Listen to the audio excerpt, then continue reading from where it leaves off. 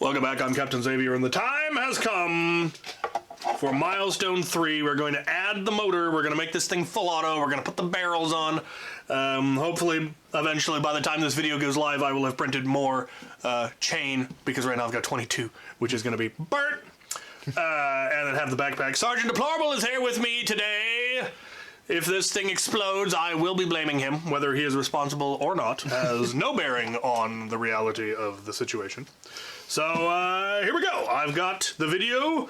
All I know, we're going to take the crank off and we're going to put the motor on and hook up the wiring, and that should be it for the upgrade of the blaster, other than I've printed the barrels. They took 11 hours. I'm now printing the supports, and there's more to print. But it will get the long barrels, which do absolutely nothing. It's pretty much nothing but barrel drag. But it looks better, and that's what really matters. Here we go.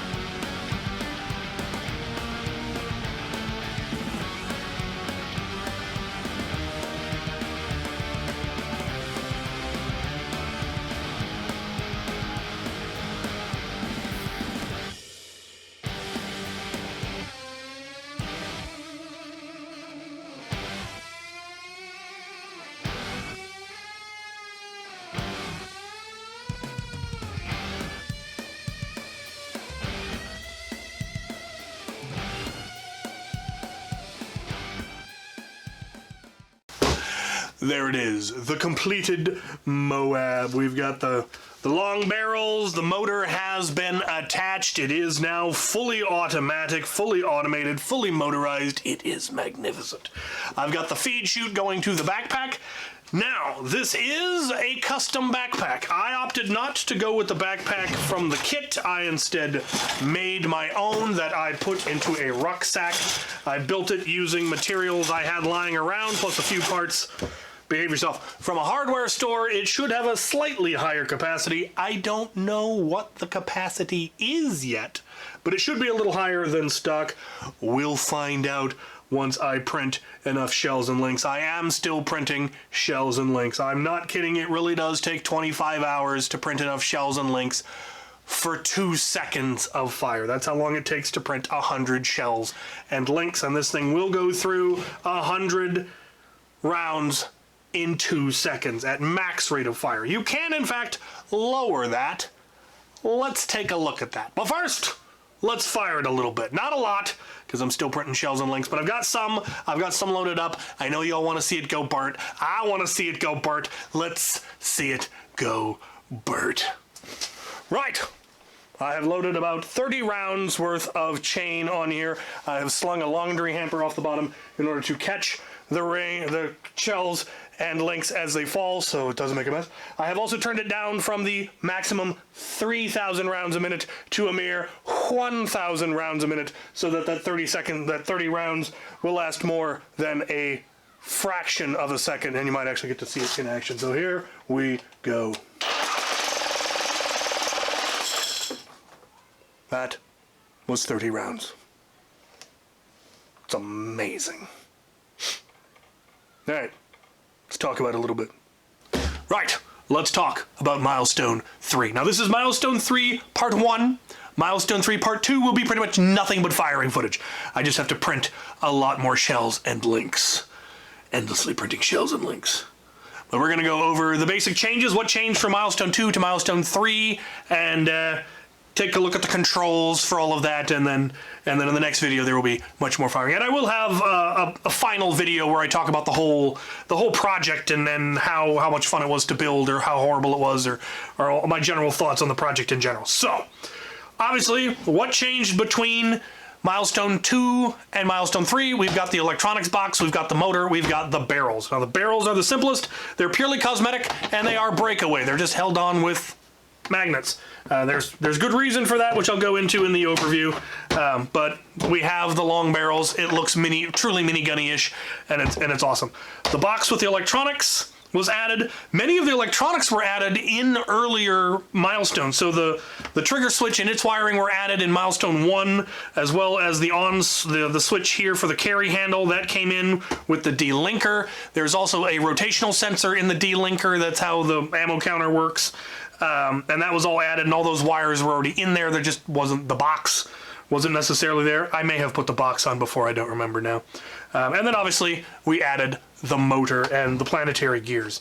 So this has a brushless motor, which is much more efficient than the original motor, which was a big old Hurricane brushed motor that I think took a 6S battery. This takes a 3S. It's brushless, super fast, lots of torque, and then it's got a 1, I believe, to 16 series of planetary gears. It's got 2 sets of planetary gears that give it a 1 to 16 gear reduction. So the barrels are spinning at 1/16 the speed of this motor, but have 16 times the torque, which is an inordinate amount of torque, which is why, actually, that's why the barrel breaks away. So if your hands get caught on it, the barrel will pop off rather than your fingers popping off. Let's talk about the controls. So how does it actually work? So we've got an on switch right here. Poke the button, lights up, turns on. And we get a couple of warnings. The first one says, do not stick your fingers in the motor, in the gears. One says, have you read the manual? And then finally, this one's going to pop up and say, release buttons, because I've got the selector switch on and it needs to be centered. And then it will initiate. And it will set the ammo counter for 500, because that's what the backpack is meant to hold. I've built a slightly larger backpack. We'll talk about that towards the end. And yeah, having the switch up is full auto, down is burst. It actually does have select fire. So it defaults to 1,000 rounds a minute, which is a very respectable rate of fire, but we can easily switch it to 2,000, and we can easily switch it to 3,000. Which is ridiculous. And if we want, we can actually go down as far as 500. Which is like hand crank levels, which is just, why would you do that? There is burst. There is both a 6-round burst and a 12-round burst, and we can change the rate of fire on those. I'm going to go ahead and put them all the way up. You just push this switch down, and now if you pull and hold the trigger, 6-round burst. We can go up to a 12-round burst. That's 12 rounds, which is just neat. Now, the ammo counter is triggered, or is controlled by a rotational sensor on the D-linker. The blaster fires 6 times with every full rotation, so it knows that every 6th of the rotation it's going to fire and to decrement the counter. And that's also how it determines how fast to spin, the motor to spin, is all based on that rotational sensor. And that's where one of my problems came up, because remember, I made this left-handed, which meant I mirrored everything. The gears are all going backwards, the motor's all going backwards. I did have to change the polarity on the motor, so black's going to red, red's going to black, and that made the motor spin the opposite direction, which meant the D-linker is going the opposite direction, the barrels are going the opposite direction, and so that rotational sensor was not backwards, because there's no way to switch it physically. And so instead of counting down, it was counting up. Because if you rotate the barrels the correct direction, it counts down. But if you rotate it the wrong direction, it counts up. So it was counting up instead of down. Reached out to the designer. Hey, here's what's happening. He's like, oh, yeah, let me switch that. Basically changed one variable, sent me the new code, I uploaded it. It was fine. So that solved all of that. And that's it. We add the motor, add the box, add the barrels. Milestone 3. We do also then add the backpack is part of the final milestone. But being me, I couldn't do it the easy way. So instead of doing the printed backpack, which is another 3 days of printing and another 2.5 rolls of filament, I chose to make a backpack. This backpack was sent to me years ago for review. I had intended to make it into a magazine dispenser, and I might still, because I didn't have to do anything to the backpack for this. I just built my own housing using some plexiglass, some whiteboard material, some wood, and then I did print the top of the one, the pack from the set. Though I did have to make some significant modifications to make it fit the pack that I built. But yeah, it then just goes in this backpack, this rucksack, locks in. Lovely. You got your feed chute, and voila. So that's all there really is to Milestone. Just hook that in there. That's Milestone, or not. It's not gonna stay. Now behave yourself, you wretched thing.